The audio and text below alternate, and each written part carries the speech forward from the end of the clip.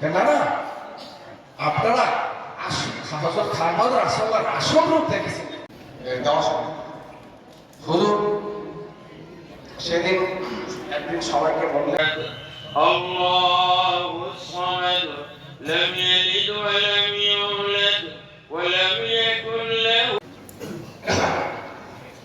তারপরে পরবর্তী ঘটনা একবার হবিগঞ্জে কিছু লোকজন আমার আব্বার সাথে যায়।